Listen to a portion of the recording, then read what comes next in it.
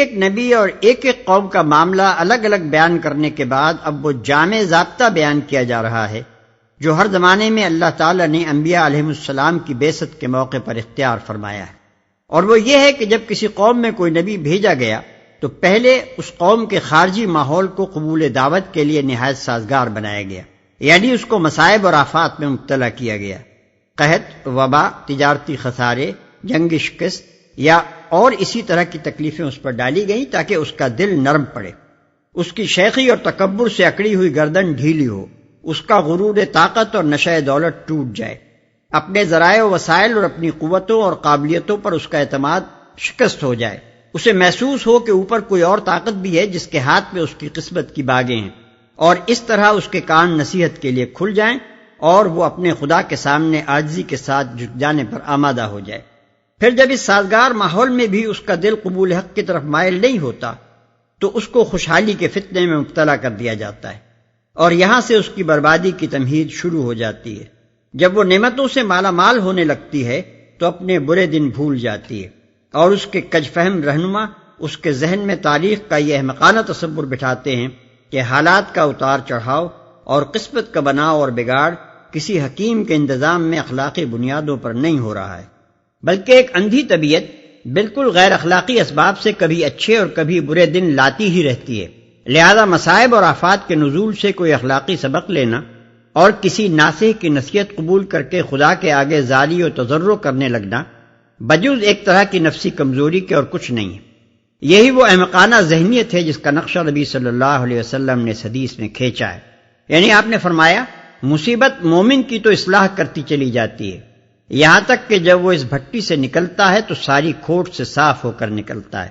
لیکن منافق کی حالت بالکل گدھے کسی ہوتی ہے جو کچھ نہیں سمجھتا کہ اس کے مالک نے کیوں اسے باندھا تھا اور کیوں اسے چھوڑ دیا۔ بس جب کسی قوم کا حال یہ ہوتا ہے کہ نہ مصائب سے اس کا دل خدا کے آگے جھکتا ہے، نہ نعمتوں پر وہ شکر گزار ہوتی ہے، اور نہ کسی حال میں اصلاح قبول کرتی ہے، تو پھر اس کی بربادی اس طرح اس کے سر پر بنلانے لگتی ہے جیسے پورے دن کی حاملہ عورت کہ کچھ نہیں کہا جا سکتا کہ کب اس کا وضع حمل ہو جائے۔ یہاں یہ بات اور جان لینی چاہیے کہ ان آیات میں اللہ تعالیٰ نے اپنے جس ضابطے کا ذکر فرمایا ہے، ٹھیک یہی ضابطہ نبی صلی اللہ علیہ وسلم کی بعثت کے موقع پر بھی برتا گیا، اور شامت زدہ قوموں کے جس طرز عمل کی طرف اشارہ فرمایا گیا ہے، ٹھیک وہی طرز عمل سورہ آراف کے نزول کے زمانے میں قریش والوں سے ظاہر ہو رہا تھا۔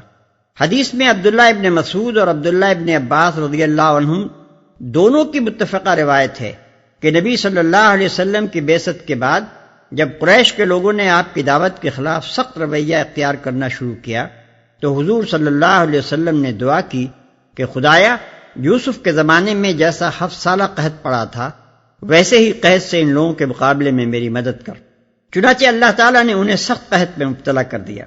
اور نوبت یہاں تک پہنچ گئی کہ لوگ مردار کھانے لگے، چمڑے اور ہڈیاں اور اون تک کھا گئے۔ آخر کار مکے کے لوگوں نے، جن میں ابو سفیان پیش تھا، حضور صلی اللہ علیہ وسلم سے درخواست کی کہ ہمارے لیے خدا سے دعا کیجیے، مگر جب آپ کی دعا سے اللہ نے وہ برا وقت ٹال دیا اور بھلے دن آئے تو ان لوگوں کی گردنیں پہلے سے زیادہ اکڑ گئیں، اور جن کے دل تھوڑے بہت پسیج گئے تھے ان کو بھی اشرار قوم نے یہ کہہ کر ایمان سے روکنا شروع کر دیا کہ میاں یہ تو زمانے کا اتار چڑھاؤ ہے، پہلے بھی آخر قحط آتے ہی رہے ہیں، کوئی نئی بات تو نہیں ہے کہ اس مرتبہ ایک لمبا قحط پڑ گیا، لہذا ان چیزوں سے دھوکہ کھا کر محمد صلی اللہ علیہ وسلم کے پھندے میں نہ پھنس جانا۔ یہ تقریریں اس زمانے میں ہو رہی تھیں جب یہ سورہ آراف نازل ہوئی ہے، اس لیے قرآن مجید کی یہ آیات ٹھیک اپنے موقع پر چسپاں ہوتی ہیں، اور اسی پس منظر کو نگاہ میں رکھنے سے ان کی معنویت پوری طرح سمجھ میں آ سکتی ہے۔ تفصیلات کے لیے ملاحظہ ہو یونس آیت 21، النحل آیت 112، المومنون آیات 5-76، الدخان آیات 9 اور 16۔